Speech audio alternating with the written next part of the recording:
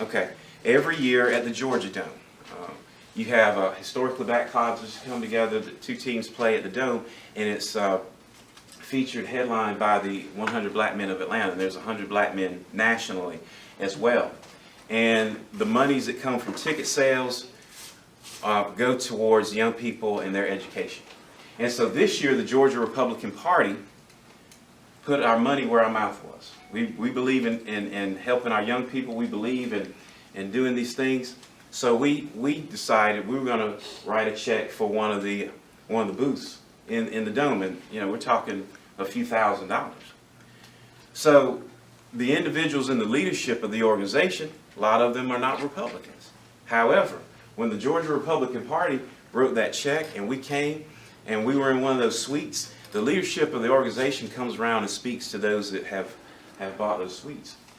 And it wasn't this partisan battle or debate. It was these individuals have come to support the efforts and the work that we're doing. And now we're having subsequent meetings with some of that leadership. They know we're Republicans. And while we can't go and put up some statistics about, well, we accomplished this by doing that, and we accomplished this by meeting with this person or that person, but what it's doing, it is slowly but surely changing the perception that people have of our party. Meeting with pastors all around the state, talking about how we care about people. It's not us versus them.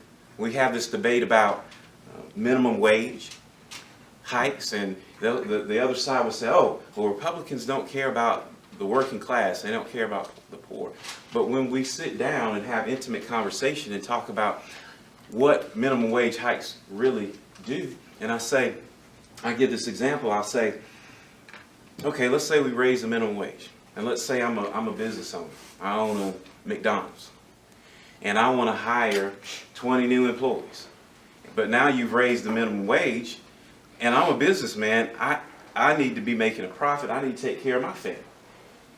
So now you raise the minimum wage, so now maybe I can't hire 20 employees. Maybe I only hire 10. Or maybe I was going to go expand and open another store. Maybe I can't do that. Now, how does that affect you? I say, look, think about a single mother with 3 children, teenagers, old enough to go to work and help mama take care of the family.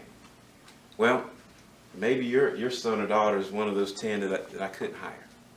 Or because I couldn't open that store down the street because of these hikes, maybe you don't get that job. And when they start thinking about it that way, okay, that makes more sense. And then we talk about, listen, minimum wage is just the rate to start to get in the door.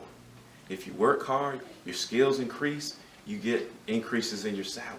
And we start talking about these types of things, just having conversations. Then people say, I never saw it that way. But they didn't get to hear that message. They wouldn't have gotten to hear that message if individuals had not taken the time to go where they are. Not waiting for them to come to a meeting here. Because how many times is that going to happen? But we have to be willing to go as well. It doesn't matter what community it is. You don't have to try to figure out how you're going to say something to one group of people versus another. We have much more in common than we have differences. And when I went to my first Republican meeting, didn't know a soul. Not a lot of people in the room that looked like me. But what I found out quickly is that it didn't matter about racial differences. It didn't matter about class or gender. We bonded and we connected based on our principles. And if we talk about it and talk about it unashamedly, we win. We win.